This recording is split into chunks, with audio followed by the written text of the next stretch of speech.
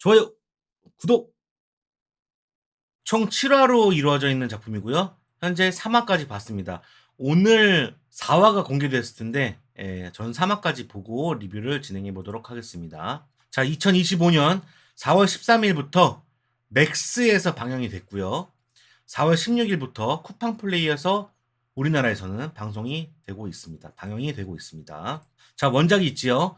2013년에 발매한 너티독의 더 라스트 오브 어스 게임을 원작으로 하는 드라마 시리즈 되겠습니다. 시즌2는 2020년 6월 19일에 발매한 더 라스트 오브 어스 파트 2 게임을 원작으로 하고 있습니다. 자, 줄거리 가보도록 하겠습니다. 자, 줄거리는요. 일단 1화 먼저 소개를 해드릴게요. 더 라스트 오브 어스 시즌 1 마지막 편에서 조엘은 엘리를 구하기 위해 파이어플라이들을 모두 죽이고 탈출을 하게 됩니다. 그때 파이어플라이의 의사 제리 앤더슨도 죽고 마는데 그의 딸, 의사의 딸 애비 앤더슨은 뒤늦게 그 광경을 목격하고 파이어플라이들이 다 죽은 거를 목격을 한 거야.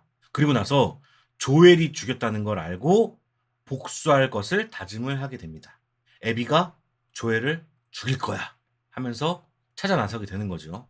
자, 5년의 시간이 흘렀습니다. 자, 조엘과 엘리는 토미가 세운 마을에서 살아가고 있습니다. 조엘은 자신의 과거의 직업을 살려서 마을을 수리하는 일을 열심히 하고 있고요. 엘리는 무술이나 저격같이 생존에 필요한 훈련들을 하며 치안을 지키는 일을 하고 있습니다. 다만 엘리는 왜인지 마을에 살게 되면서 점점 이 조엘과 아버지처럼 따르던 이 아저씨와 멀어졌고요. 조엘은 엘리가 멀어지는 것에 대해서 서글퍼하고 있습니다. 자꾸 말을 안 해. 엘리가 어느 시점부터. 자, 그러던 어느 날 아주 먼 곳에서 애비가 등장하게 되고 마을의 불빛을 발견하게 되는데 과연 애비의 복수에서 조엘은 살아남을 수 있을 것인가? 과연 조엘과 엘리는 화해할 수 있을 것인가? 하는 내용이 더 라스트 오브 어스 시즌 2 1화 내용 되겠습니다. 자, 전체적인 내용을 살짝 말씀을 드릴게요. 스포일러가 있을 수 있습니다. 자, 결국 애비는 조엘을 찾아서 조엘에게 복수를 성공하고 맙니다. 조엘이 죽어요. 자, 그곳에서 무력하게 제압당한 엘리는 조엘의 복수를 위해 애비를 처단하기 위해 발걸음에 나서게 되는데 과연 엘리는 애비에게 복수할 수 있을 것인가 하는 내용이 3화까지 펼쳐졌습니다. 그리고 전체 내용의 이야기가 되겠지요. 자, 작품 설명 드리도록 하겠습니다. 감독은 크레이그 메이진, 닐 드럭만, 피터 호어, 케이트 헤론, 마크 미로드, 니나 로페즈 코라도, 스티븐 윌리엄스가 연출을 맡았습니다. 크레이그 메이진과 닐 드럭만은 제가 말씀드렸죠. 크레이그 메이진은 체르노빌, 무서운 영화 3, 4, 그리고 행오버 2, 3, 펀치맨 2의 작가가 되겠고요. 닐 드럭만은 게임 원작자입니다. 언차티드 시리즈 작가를 맡았던 분이라고 하죠. 자, 그리고 피터 호어, 이분은 닥터 후, 스푹스, 데어데블, 아이언 피스트, 디펜더스, 엄브렐러 아카데미 드라마 감독이라고 말씀을 드렸었습니다. 그리고 새로 합류한 케이트 헤론, 이분은 로키 시즌 1에서 6개 에피소드를 담당했고요. 마크 미로드라는 분은 영화 더 메뉴라는 작품이 있었죠. 그 메뉴 가지고 만든 서스펜스 스릴러 그 작품을 감독했던 분이고요. 드라마 석세션 시리즈 16개 에피소드를 연출했다고 합니다. 니나 로페즈 코라도는요. 에이전트 오브 실드 5개 에피소드 그리고 슈퍼내추럴 6개 에피소드를 담당했다고 합니다. 그리고 스티븐 윌리엄스는요. 드라마 왓치맨 2개 에피소드하고 워킹데드 1개 에피소드를 맡았다고 합니다. 자, 그래서 크레이그 메이진, 닐 드럭만, 피어 호어 이 세 사람은 재합류를 했고요. 나머지 감독들은 교체를 했습니다. 연출가들의 필모에서 알 수 있듯이 대체로 히어로 드라마 작품들을 감독한 분들이 많은데요. 엘리의 영웅적인 서사를 담아내기 위해 이런 연출진을 캐스팅한 것이 아니겠는가 싶은 생각이 들었습니다. 자, 각본은요. 역시나 크레이그 메이진, 닐 드럭만, 할리 그로스가 맡았는데요. 할리 그로스는 게임 더 라스트 오브 어스 파트 2를 맡았던 분이라고 합니다. 할리 그로스가 합류를 했어요. 자, 출연은 페드로 파스칼, 벨라 램지가 되겠습니다. 자, 러닝타임은요. 시즌2가 59분, 56분, 56분, 그리고 오프닝 1분 빠져서요. 평균 57분 정도 되겠습니다. 자, 구성은요. 자, 1화. 일단 조엘과 엘리가 문제가 생깁니다. 둘이 대화를 하지 않아요. 그 이야기가 펼쳐지고, 2화에서는요. 조엘이 사망하게 됩니다. 그리고 대규모 전투신이 펼쳐지죠. 그리고 3화에서는요. 엘리가 회복하게 됩니다. 회복하고 이제 몸을 막 떠나기 시작합니다. 그 내용이 펼쳐져요. 자, 1화 3화까지는 엘리의 동기부여, 즉 애비에게 복수하려는 마음이 드는 과정을 담아냈다고 보시면 되겠습니다.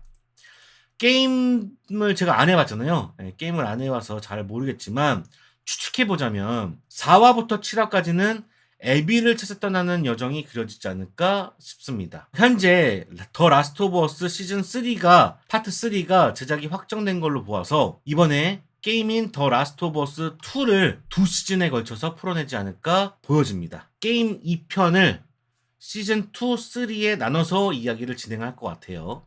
그렇게 예상이 되고 있습니다. 자, 아직 3화까지밖에 보지는 않았지만 이 작품은 3가지 이야기를 그리고 있다고 생각합니다.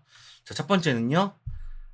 생존기와 복수기. 드라마 더 라스트 오브 어스 시즌2는 조엘의 복수를 위해 모험을 떠나는 엘리의 이야기를 담아내고 있습니다. 엘리는 조엘과 사이가 좋지 않았는데 아무래도 조엘이 엘리를 구하기 위해서 파이어플라이어들을 몰살하는 과정이 있었고 그 과정을 엘리에게 말하지 않으면서 거짓말을 하게 되었는데 이것들을 엘리가 대충 눈치를 채게 되면서 관계가 멀어졌던 걸로 보여집니다.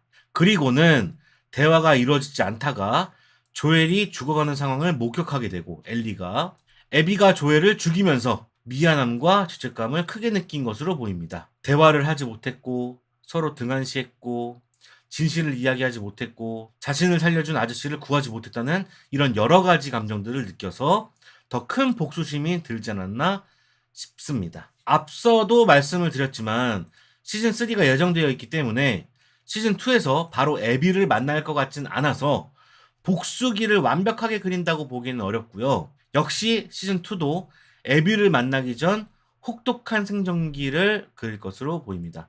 그러면서 혼자서도 살아남을 수 있다는 증명을 이번에 해낼 것으로 보여집니다. 원래 시즌1에서는 조금 무력했잖아요. 왜냐면은 조엘이 있었기 때문에 조엘이 다 막아줬단 말이야. 근데 시즌2에서는 혼자 살아남아야 되거든.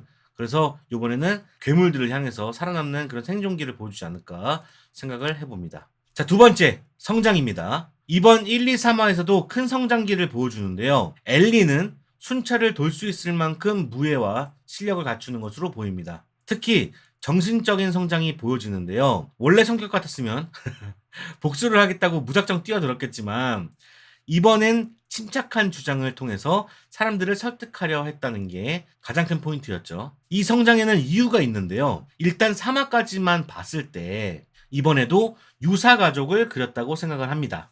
바로 이 유사가족이 원동력이 되었다고 봐요. 시즌 1에서는 조엘과 부녀관계를 보여줬다면 시즌 2에서는 이 마을 전체 사람들이 유사가족의 역할을 했다고 생각을 했습니다. 아프리카 속담 중에 한 아이를 키우려면 온 마을이 필요하다라는 말이 있는데 속담을 반영한 듯 온 마을이 나서서 엘리의 성장을 돕는 장면들이 나오게 되지요. 이 이후에는 모험을 떠나면서 마을이 나서는 경우는 거의 없겠지만 현재로선 이런 테마도 있어 보여집니다. 자, 세 번째. 사회적 약자, 사회적 소수자. 이번 시즌2에서도 사회적 약자, 소수자의 이야기를 그리고 있습니다. 특히 엘리와 디나가 키스한 장면이 있었죠. 드라마가 동성애를 제대로 인식하고 있는 장면이라고 생각이 드는데요. 왜냐면 이 엘리하고 디나가 키스를 하자 여기는 가족 파티야 라고 이야기해주는 아저씨가 나온단 말이에요. 그리고 나서서 감싸는 조엘의 장면이 나오게 되거든요. 동성애를 부정하는 캐릭터를 심어놓는 걸 봐서는 이 작품에는 확실히 소수자의 테마가 있어 보입니다. 이게 좋든 싫든 간에 소수자의 테마가 있어 보여요. 왜 이 작품에 소수자라는 이 테마가 있어야 되는지는 잘 모르겠지만 좀 더 지켜봐야 알 수 있을 것 같습니다. 아직까지는 잘 모르겠어요. 왜 이게 계속해서 들어가야 되는지, 왜 소수자에 대한 이야기가 계속 있어야 되는지는 잘 모르겠습니다. 자, 어떻게 봤냐? 다시 한번 말씀을 드리지만 더 라스트 오브 어스 1편과 2편을 다 즐겨본 사람이 아니라서, 게임을 해본 사람이 아니라서 2에 대한 판단, 비판 지점이 어떤 것인지는 잘 모르겠어요. 잘 모르겠으나 안 해본 사람으로서 드라마만 살펴보면 아직까지는 재밌게 보고 있습니다. 드라마만 딱 봤을 때는 재밌게 보고 있어요. 아직까지 명분은 제대로 만들어내고 있는 것 같거든요. 제가 차이점은 잘 몰라가지고 어떻게 말씀을 드릴 수 없지만, 드라마가 그냥 재밌게 봐지는 걸로 봐서는 명분을 제대로 쌓아가고 있다라는 추측을 해보게 돼요. 게임은 어떻게 진행되는지 기억이 잘 안 나지만 엘리가 복수를 위해 떠나는 것까지 3화를 걸쳐서 느긋하게 진행을 시켰기 때문에 게임과 달리 명분을 잘 만들어 놓은 것이 아닌가 추측하게 되고요. 드라마 팀도 게임을 의식하고 잘 각색을 해서 여기까지는 잘 맞는 것이 아닐까 추측해 보게 됩니다. 자, 그래서 오늘 리뷰는 몇 가지 이야기를 짧게 해보고 끝내보도록 하겠습니다. 아직 초반이라서 제가 할 얘기가 많이 없는 것 같아요. 자, 첫 번째, 대규모 전투씬. 사실 1화는 좀 루즈하다 느낄 정도로 임팩트 있는 장면들이 거의 없었습니다. 좀 쉬어가는 화랄까요? 네, 그런 느낌이 있었는데 2화에 들어가면서 두 가지의 큰 사건을 보여주게 되죠. 하나는 조엘의 사망과 하나는 대규모 전투씬이었는데 둘 다 너무 큰 임팩트를 보여줬다고 생각합니다. 특히 대규모 전투씬은 드라마에서 보기 힘든, 어찌 보면 전쟁률을 묘사한 것처럼 그렇게 보여줬었는데요. 마치 반지 제왕에서 나오는 헬름 협곡 전투를 연상하게 했습니다. 그만큼 대규모의 전투씬을 보였다는 거죠. 다양한 수비와 다양한 무기로 공성전을 펼치는 것이 너무 좋았고요. 볼거리가 상당했습니다. 토미의 활약도 멋있었던 것 같아요. 동생 토미의 활약도 굉장히 좋았죠. 자, 두 번째, 시점입니다. 이번 시점이라는 이 부분은 추측이고요. 개인적인 견해인데요. 왜 드라마와 게임은 좀 다를까, 평가가 좀 다를까 생각을 해봤어요. 공부도 좀 해왔는데, 더 라스트 오브 어스 2가 욕을 먹는 이유 중에 하나가 애비라는 캐릭터라고 알고 있어요.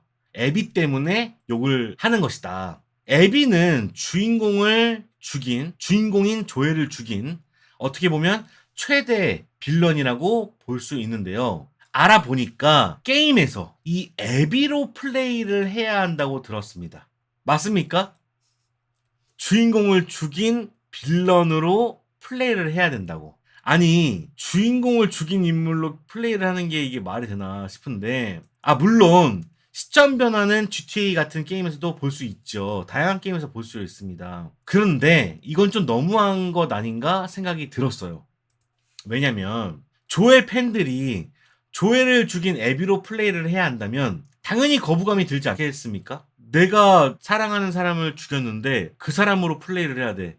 말이 안 되지. 열받지. 그래서 플레이어들이 그렇게 했대요. 애비가 죽으면 엘리로만 플레이를 할 수 있겠지라고 생각을 했는데 죽어버리면 더 이상 스토리를 이어갈 수가 없다고 합니다.